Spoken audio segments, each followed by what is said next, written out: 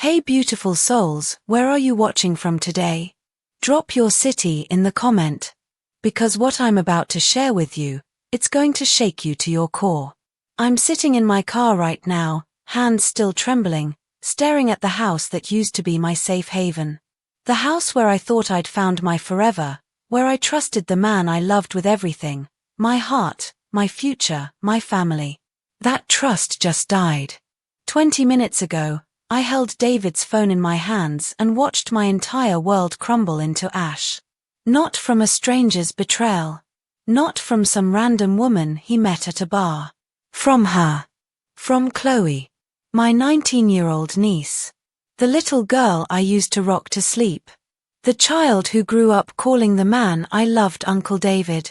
Good night, my love. Can't wait till tomorrow. Those words are burned into my retinas, along with hundreds of other messages. Months of I love yous and I miss yous and photos I can't unsee. My chest feels like it's caving in. The air in this car is too thin, too hot, suffocating. But I can't go back inside. I can't face him right now. Not when he's still lying there on our couch, sleeping peacefully while my soul is being ripped apart. You want to know the worst part? It's not even the betrayal itself. It's that I saw the signs. If you're feeling that sick pit in your stomach right now, beautiful souls, you're not alone. Comment below if you've ever ignored red flags because you trusted someone you loved. 3 months ago, at my sister Rachel's graduation party for her master's degree, I noticed how Chloe kept finding excuses to be near David. How she laughed too loudly at his jokes. How she touched his arm when she talked to him. But I explained it away. She's just comfortable with him, I told myself. He's been like an uncle to her for 9 years. It's sweet that they're close. Sweet. God, I was so naive. 2 months ago, David started working late more often. Big project at the firm, he said. I brought him dinner, supported him, rubbed his shoulders when he came home exhausted. Except now I know where he really was. 1 month ago, Chloe started asking about David's schedule. When does Uncle David get home from work? Is Uncle David coming to dinner Sunday? Does Uncle David like this new perfume I got? I thought she was just being thoughtful. But the final piece of evidence was right in front of me last week. David's phone buzzed during our movie night, and for just a split second, I saw the contact name flash on the screen before he grabbed it. Princess. Who saves their niece-in-law's contact as Princess? A man who's been grooming her since she was 10 years old, that's who. My stomach churns as the timeline becomes crystal clear. All those uncle and niece bonding moments, the way he always volunteered to pick her up from school when Rachel was working late, the special birthday gifts that were just between them, the inside jokes no one else understood. I trusted him with the most precious thing in my world, my family. And he used that trust to destroy it. But here's what David and Chloe don't know yet. I'm not the same broken woman I was an hour ago. I'm not the naive girlfriend who made excuses for red flags. I'm not the loving aunt who put family harmony above her own instincts. That version of me died the moment I saw those messages. The woman sitting in this car right now? She's someone completely different. Someone who's about to show them exactly what happens when you mistake kindness for weakness. Hit that subscribe button if you think you know where this is going, because trust me, beautiful souls, you have no idea what's coming next. Because David thinks he knows me. He thinks I'll cry, maybe throw some things, probably pack my bags and leave quietly to avoid family drama. Chloe thinks she's untouchable. That her youth and her position as the family princess will protect her from consequences. That everyone will choose her innocence over my jealousy. My sister Rachel thinks her precious daughter could never do anything this destructive. That I must be misunderstanding the situation or overreacting to normal family affection. My mother thinks David walks on water. That is the best thing that ever happened to me. And I should count my blessings instead of looking for problems. They're all wrong.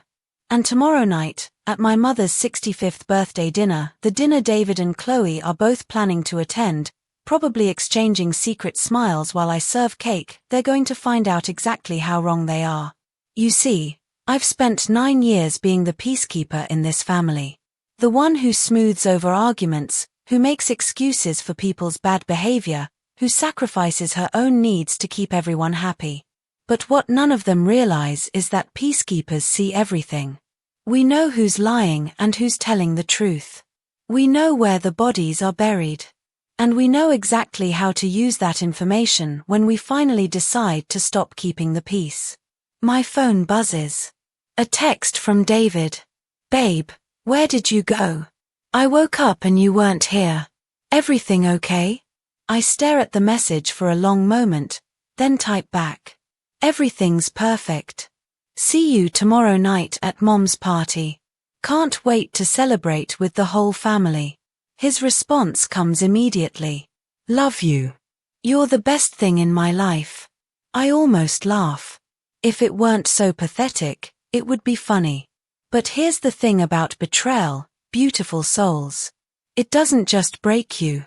If you're smart, if you're strong, if you're willing to stop being the victim, it transforms you. And transformation? That's when the real story begins. My phone buzzes again. Another message from Princess lighting up David's phone inside the house. Let me know in the comments what city you're watching from, because this incredible journey is just getting started. I barely sleep that night, my mind racing with plans and possibilities. By 6 a.m., I'm sitting in my car outside Starbucks, waiting. Waiting for her. At exactly 6:15, Sarah Martinez slides into the passenger seat. She's David's executive assistant at the law firm, but more importantly, she's been my secret ally for the past 6 months. Maya, she says, her voice gentle but her eyes sharp. I got your text. You found out, didn't you? I nod, unable to speak for a moment. Sarah has been watching David's behavior at work, documenting his increasingly erratic schedule, his personal calls during business hours, his use of company resources for non-business activities. How long have you known? I finally ask. Sarah sighs, pulling a thick folder from her purse. I suspected something 3 months ago when he started booking conference rooms for private client calls that never appeared on any case files. But I wasn't sure it was her until 2 weeks ago. She opens the folder, and my blood runs cold. Photos. Timestamps. Hotel receipts charged to David's corporate card. Phone records showing calls to a number I recognize as Chloe's. Sarah, this is. I stare at the evidence. This is incredible. But why didn't you tell me sooner? Because I needed to be absolutely certain. And because I knew that when you found out, you'd want more than just proof. You'd want power. She's right. She knows me better than I thought. There's more, Sarah continues, pulling out another file. David's been using the firm's resources for personal matters before. This isn't his first inappropriate relationship with a younger woman. There was an intern 2 years ago, before you started dating. The firm quietly settled to avoid scandal, but I kept copies of everything. My hands shake as I flip through the documents. Sexual harassment complaints. NDAs. Cover-ups. Beautiful souls, if your blood is boiling right now, you're not alone. Drop a heart in the comments if you're ready to see justice served. He's a predator, Maya. And the firm's been protecting him because he brings in big clients. But they can't protect him from this. Not when it involves a family member of his live-in girlfriend. Not when there's clear evidence of grooming a minor. She wasn't a minor when this started, I say quietly. Wasn't she? Sarah raises an eyebrow. Look at the phone records more carefully. The first personal calls to her number started 18 months ago. When was her 18th birthday? I calculate quickly, and my stomach drops. Last March. Oh my God. That's right. This started when she was 17. which makes David not just a cheater, but a criminal. The power dynamic has just shifted completely. This isn't just about personal betrayal anymore. This is about justice. There's something else you need to know, Sarah says, her voice dropping to a whisper. I've been working with someone else who's been investigating David. Someone with resources you wouldn't believe. Before I can ask who she means, my phone rings. Unknown number. Answer it, Sarah says. It's for you. I swipe to accept, and a woman's voice comes through, crisp and professional. Maya, my name is Detective Lisa Chen with the Cybercrime Unit. I understand you've recently discovered some disturbing information about David Morrison's relationship with your niece. My heart pounds. How do you? Sarah Martinez contacted our tip line 6 weeks ago with concerns about potential exploitation of a minor. We've been building a case, but we needed more evidence. The photos and messages you discovered last night? They're exactly what we needed. You've been watching him? We've been watching several men in positions of power who use their influence to exploit young women. David Morrison has been on our radar since the intern incident. But Chloe's case gives us the leverage we need to finally take him down. Sarah leans closer to the phone. Tell her about the other girls. Detective Chen's voice grows harder. We have reason to believe Chloe isn't his only victim. There are at least 3 other young women who've come forward with similar stories. College students, teenagers from broken homes, girls who are vulnerable to his manipulation. The coffee cup in my hand starts to shake. This is so much bigger than I imagined. What do you need from me? I ask. We need you to act normal. Continue your relationship with David until we can gather enough evidence for charges that will stick. Can you do that? Can I pretend to love a man who's been systematically destroying young women's lives? Can I smile and kiss him knowing what I know? For justice. For those other girls. Yes, I say firmly. I can do that. Good. Because tonight's family dinner is going to be more important than you realize. If this story is hitting you the way I think it will, you're going to want to subscribe because what happens next will blow your mind. Sarah slides another document across to me. Maya, there's one more thing. Something about your family that might change how you approach tonight. I look down at what appears to be a private investigator's report about Chloe. I hired someone to look into her background when I started suspecting, Sarah explains. Your niece isn't just a victim in this situation. She's been actively pursuing older men since she turned 18. 3 different relationships with men over 30. All wealthy, all in positions of power. My worldview tilts again. What are you saying? I'm saying Chloe might be less innocent than everyone believes. Look at her social media, her spending habits, her behavior patterns. She's learned how to manipulate powerful men to get what she wants. David might be a predator, but Chloe? She's become one too. The private investigator's photos show Chloe at expensive restaurants with different men, wearing jewelry I've never seen before, carrying designer bags my sister Rachel could never afford on a teacher's salary.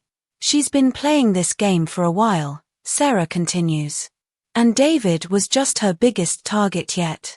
A successful lawyer with connections, money, and a girlfriend naive enough to invite her into the family. Detective Chen's voice comes through the phone again. This is why tonight is so crucial. We need to catch them both in a situation where they reveal their true intentions. Where their guard is down and they show their real relationship dynamic. You want me to record them? We want you to let them hang themselves. Your family dinner tonight? It's the perfect opportunity. Chloe will be performing innocence for the family while secretly communicating with David. David will be playing the perfect boyfriend while mentally undressing his girlfriend's teenage niece. And you're going to document all of it. Sarah hands me a small device that looks like a regular smartphone charger. Wireless recording equipment. It'll capture everything within a 20-foot radius. Put it near where they'll be sitting. But what about my family? My mother, my sister Rachel? They're going to be devastated when this comes out. Maya, Detective Chen's voice softened slightly. Sometimes protecting the people we love means showing them painful truths. Your mother needs to know that the man she's welcomed into the family is dangerous. Your sister needs to understand what her daughter has become. And your niece needs to face consequences before she destroys more lives. Sarah reaches over and squeezes my hand. You're not just getting revenge anymore. You're stopping a predator and saving future victims. That's so much more powerful than personal justice. She's right. This isn't about my broken heart anymore. It's about breaking a cycle of abuse that's been hiding behind family dinners and charming smiles. There's one last thing, Detective Chen says. We've been monitoring David's communications, and we know he's planning something for tonight. Something that will humiliate you in front of your family. He's going to try to make you look unstable, jealous, paranoid. He wants your family to side with him and Chloe. My blood chills. What kind of something? We're not entirely sure, but based on their messages, they're planning to come clean about their relationship tonight. They want to paint it as true love that just happened naturally, and you as the jealous older woman who can't handle being replaced. Sarah nods grimly. He's going to try to isolate you from your support system so you'll have nowhere to go when he leaves you for her. But they don't know what you know, Detective Chen continues. They don't know about the evidence, the other victims, the criminal charges waiting for them. They think they're walking into a family dinner where they get to play the happy couple and you get to be the bitter ex. Instead, they're walking into a trap that's been months in the making. Maya, Sarah says, looking directly into my eyes, are you ready to stop being the victim and become the hunter?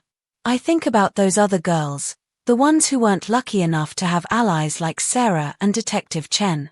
The ones who believed David's lies and suffered in silence. Comment below where you're watching from, beautiful souls, because this transformation is about to get intense. I think about my mother, who deserves better than being manipulated by a predator she invited to her birthday dinner. I think about my sister Rachel, who needs to understand that her daughter is in danger of becoming something monstrous. And I think about myself. The woman who spent 9 years being a peacekeeper, smoothing over problems, making excuses for people's bad behavior. That woman is gone. Yes, I say, my voice steady for the first time in days. Let's end this. Tonight, David and Chloe think they're going to destroy me. They have no idea they're about to destroy themselves. I arrive at my mother's house at 5:30 p.m., carrying the birthday cake I spent all afternoon decorating and the small recording device hidden in my purse. My hands are steady now. My breathing is calm. I'm no longer the broken woman from last night. I'm a hunter preparing her trap. Maya, sweetheart. Mom opens the door with her biggest smile. You look beautiful tonight. That dress is stunning on you. I chose this dress carefully, David's favorite. Red silk, fitted, elegant. I want him comfortable and confident when he walks into my ambush. Happy birthday, Mom. I kiss her cheek, scanning the living room. Perfect. Where's Chloe? I ask casually. She's coming later. She had some things to take care of first. Rachel won't meet my eyes. They're all in on it. My entire family has been planning this ambush, thinking they're protecting Chloe and David's true love from my jealousy. If only they knew. I excuse myself to the kitchen, ostensibly to put the finishing touches on dinner. Really, I'm positioning the recording device behind Mom's coffee maker, exactly where Sarah showed me. The tiny LED light blinks once, then goes dark. We're live. My phone buzzes with a text from Detective Chen, units in position. Recording active. They're in the car together now, arriving in 5 minutes. Stay strong. I take a deep breath and return to the living room, where my family is gathered around Mom's chair, chatting nervously about everything except the elephant that's about to walk through the front door. Beautiful souls, if you're feeling your heart racing right now, hit that subscribe button because what's next is the moment everything changes. But I notice what the others don't. The designer shoes that cost more than Rachel makes in a week. The subtle highlights in her hair that require monthly salon visits. The confident way she moves through the room, like she owns it. This isn't an innocent girl who stumbled into an inappropriate relationship. This is a predator who's learned to dress like prey. Uncle David. Jake runs over for a hug, and I watch David's face carefully. Does he feel any guilt about what he's done to this family? Any remorse about destroying a child's hero? Nothing. Just practiced affection and calculated charm. Chloe, sweetheart, you look beautiful, Mom gushes, pulling my niece into a hug. Doesn't she look beautiful, Maya? Absolutely stunning, I say with a smile that doesn't reach my eyes. You're glowing, honey. There's something different about you lately. Chloe's cheeks flush, and she glances quickly at David before looking away. Thank you, Aunt Maya. You look gorgeous too. We're all playing our parts. I see the quick, subtle smiles at him when she thinks no one is looking. The way they both avoid looking at me directly. They think they're being subtle. They have no idea they're being recorded. As we finish the main course, David stands up, tapping his wine glass with his fork. I'd like to make a toast, he announces, and the table falls silent. Here it comes. Margaret, you've been like a mother to me these past 9 years. You welcomed me into your family with open arms, and I've treasured every moment. He pauses, letting the emotion build. But tonight, I need to share something with all of you. Something that might be difficult to understand. My heart pounds, but I keep my expression neutral. Curious. Supportive. Rachel grips Tom's hand. Mom leans forward expectantly. Jake looks confused. Maya, David turns to me, his voice gentle but firm. You know I love you. You know I've tried to make this work between us. But sometimes, love happens in ways we don't expect. In ways that challenge everything we believe about fate. The heart wants what it wants. The classic line of every predator who wants to romanticize their abuse. David squeezes her hand. Maya, I know this is hard to hear. I know you're going to feel betrayed, maybe even angry. But I hope you can find it in your heart to understand that true love can't be denied. The room is dead silent. Everyone is staring at me, waiting for me to break down, to scream, to throw things, to storm out in tears. Instead, I smile. That's beautiful, I say softly. Really, it is. Young love is so pure, so innocent. David blinks, clearly not expecting this reaction. I'm just curious about one thing, I continue, reaching for my phone. When did this beautiful love story actually begin? Maya, Rachel starts, but I hold up my hand. No, it's okay.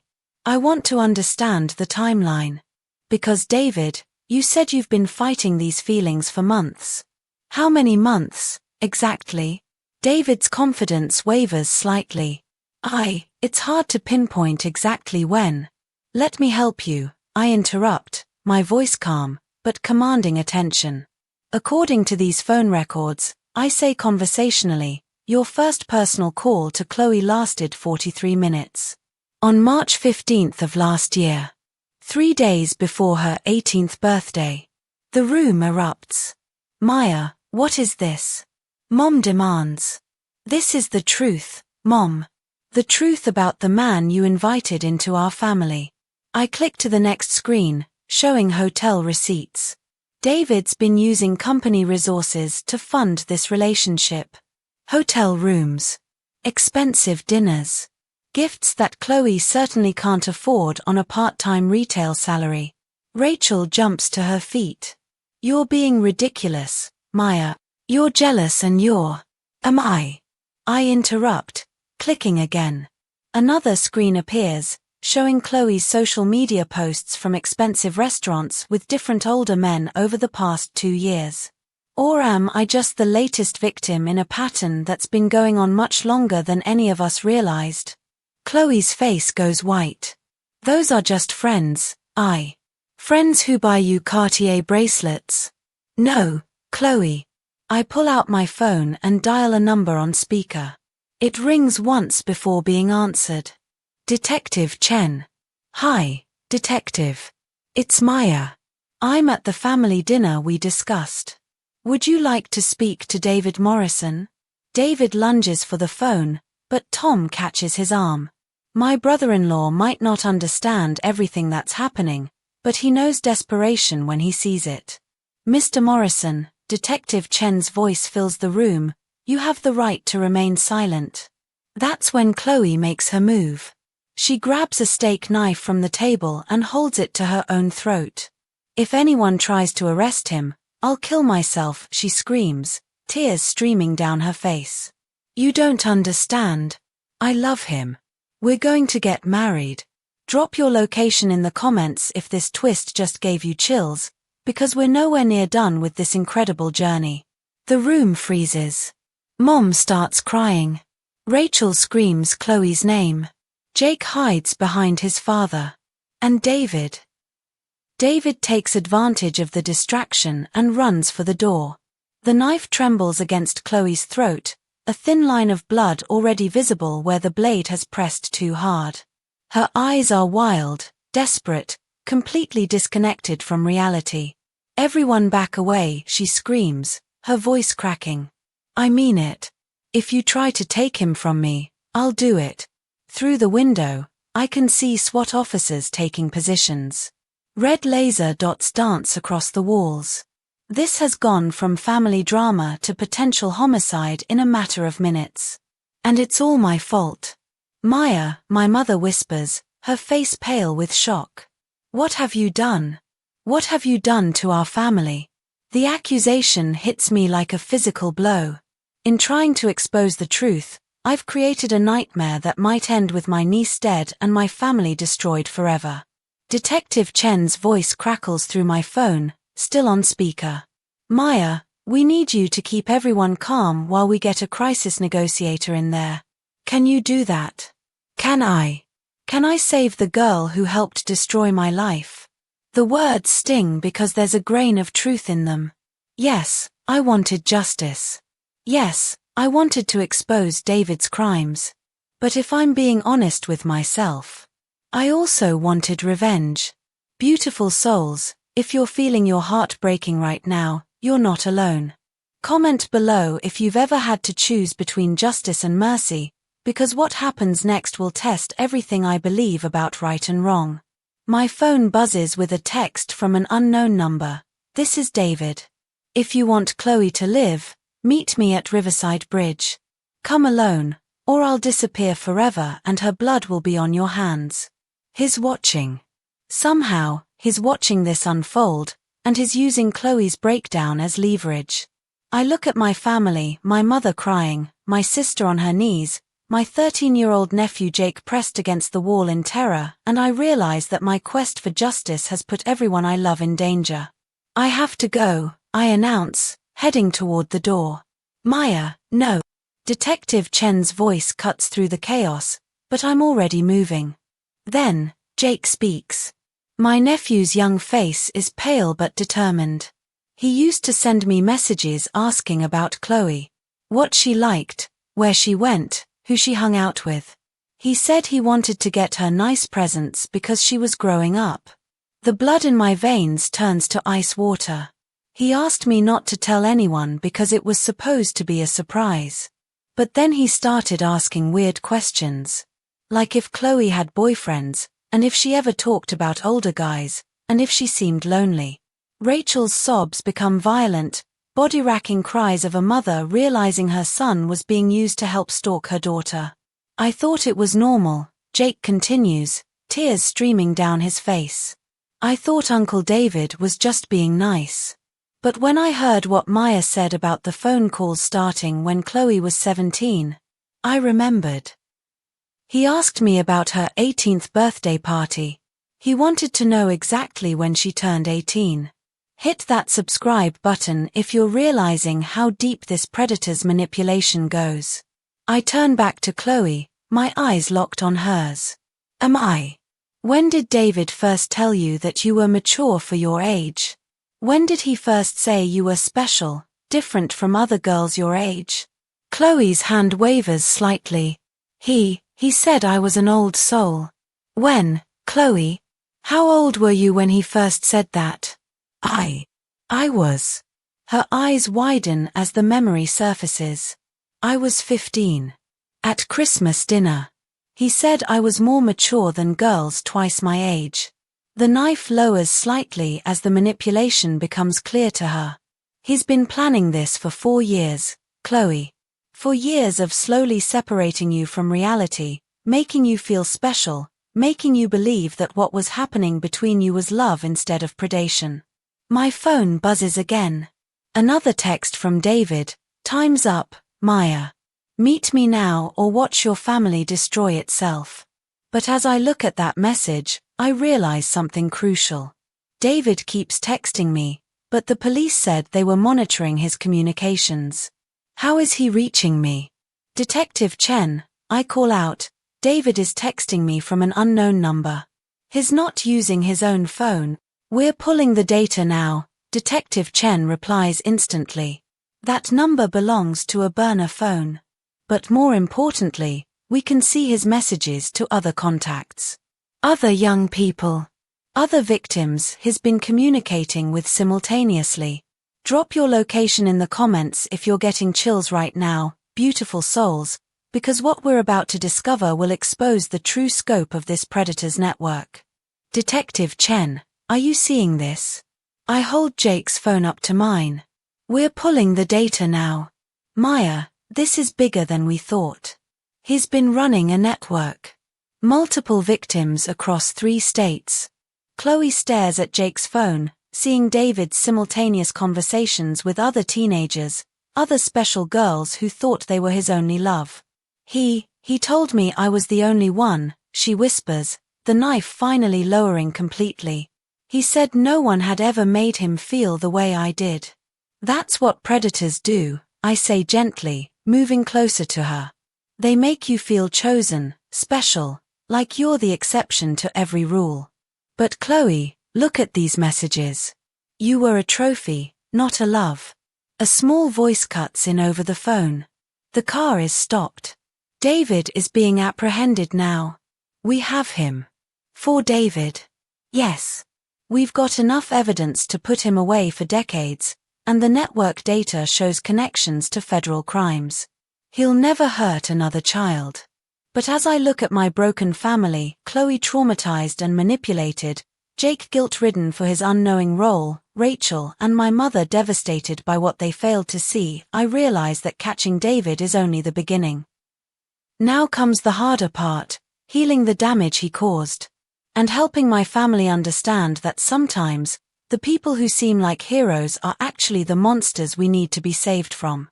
6 months later. I'm sitting in the same courtroom where I once thought I'd never find justice, watching David Morrison get sentenced to 25 years in federal prison. The man who destroyed so many lives, who used his charm and position of trust to manipulate vulnerable young women, finally wearing handcuffs instead of expensive suits. But the most powerful moment isn't his sentencing. It's watching Chloe stand at the microphone. I didn't think I was a victim, she says, her voice shaky but strong. I thought I was in love. He taught me to be ashamed of my peers and to be embarrassed of boys my age. He made me believe that what was happening between us was love, when it was actually systematic abuse designed to make me dependent on his approval. The courtroom is silent except for the sound of Rachel crying, not tears of shame anymore, but tears of pride for her daughter's courage. I'm not here today asking for leniency, Chloe continues. I'm here to make sure he can never do this to another family. Because the 12 other victims who testified this week, we're not just numbers in a case file. We're daughters, sisters, and granddaughters whose lives he tried to destroy. 12 other victims. When Jake's app data was fully analyzed, it revealed a network of young women across 3 states, all between the ages of 16 and 19 when David first contacted them. All told they were special. All isolated from their support systems. All convinced they were his only true love. Judge Patricia Williams looks directly at David as she delivers his sentence. Mr. Morrison, your premeditation, your abuse of trust, and the number of young women you targeted demonstrates a level of depravity that warrants the maximum sentence. Maya, there's someone here to see you, Sarah calls from the reception area of our new office. Our office. 6 months ago, I was a broken woman sitting in a car, contemplating how my life had fallen apart. Today, I'm the co-director of the Morrison Prevention Foundation, a non-profit organization dedicated to educating families about predatory behavior and supporting survivors of manipulation. The woman waiting for me is young, maybe 22, with the same hollow look I remember seeing in Chloe's eyes during those first dark weeks. My name is Jessica, she says quietly. I saw the news coverage of David Morrison's trial. I think my sister's boyfriend might be doing something similar to her. I gesture for her to sit in one of our comfortable chairs, furniture chosen specifically to make survivors feel safe and supported. Tell me what you've noticed, I say, using the gentle interviewing techniques Detective Chen taught me. Over the next hour, Jessica describes a pattern that's too familiar. In Conference Room A, Chloe is leading a support group for young women who've experienced manipulation and grooming. She's become one of our most effective counselors because she speaks their language, understands their shame, and can show them that healing is possible. The hardest part, I hear her saying as I pass by, isn't admitting you were victimized. It's forgiving yourself for the choices you made while you were being manipulated. But here's what I learned, you can't make clear decisions when someone is deliberately clouding your judgment. In Conference Room B, Jake is participating in our family therapy program with Rachel and Tom. My nephew struggled with guilt for months, convinced that his innocent responses to David's questions had caused Chloe's pain. It took intensive counseling for him to understand that children cannot consent to being used as intelligence sources by predators. Dr. Amanda Foster, our family therapist, catches my eye through the window and gives me a thumbs up. We're healing. On the television in the lobby, the news is on. Today, Attorney General Sarah Williams announced the launch of a new federal program designed to identify and prevent predatory grooming behavior before it escalates to criminal activity. The program, inspired by the Morrison case in our city, will train law enforcement, educators, and community leaders to recognize the warning signs of systematic manipulation. The camera cuts to Attorney General Williams at a podium. The Morrison case showed us that predators don't just appear overnight. They spend years building trust within communities, identifying vulnerable targets, and carefully planning their crimes. But it also showed us that when communities work together, when survivors find their voices and allies step forward, justice is possible. Drop your location in the comments if you're feeling inspired right now, beautiful souls, because this movement is spreading across the country. The Morrison Prevention Foundation, founded by survivors Maya Thompson and Chloe Martinez, has already trained over 5,000 educators nationwide. Chloe has been accepted into law school with a focus on victim advocacy. Jake has started a peer education program at his high school, teaching other teenagers how to recognize manipulation. Rachel and Tom have become certified family counselors specializing in trauma recovery. And me. I found my purpose in the ashes of my broken trust. As we sit around Mom's dining table, the same table where David once tried to humiliate me, I realize how completely my life has transformed. 6 months ago, I was a victim sitting in a car, wondering how I'd survive the betrayal. Today, I'm a survivor who's helped 12 other families recognize predatory behavior before it destroyed their children. 6 months ago, my family was broken by secrets and manipulation. Today, we're stronger than we've ever been, united by truth and a shared commitment to protecting others. 6 months ago, I thought justice meant punishing the people who hurt me. Today, I know that real justice means preventing that hurt from ever happening to another family. My phone buzzes. It's a text from an unknown number. Ms. Thompson, my name is Maria Santos. I'm a high school counselor in Phoenix. We just identified a predator targeting our students using the warning signs from your foundation's training materials. He's been arrested, and those girls are safe because of your work. Thank you for turning your pain into protection for others. I show the message to my family, and Chloe starts crying, the good kind of tears this time. Maya, she says, do you realize how many families won't have to go through what we went through because of what you did? What we did. This isn't my victory alone. It belongs to everyone who chose healing over hatred, truth over silence, justice over revenge. Beautiful souls, thank you for taking this incredible journey with us. If this story moved you, hit that subscribe button and let me know in the comments what part touched your heart the most. I read every single comment. But more importantly, if you see signs of predatory behavior in your community, don't stay silent. Speak up. Get help. Because we are all safer together. I love you.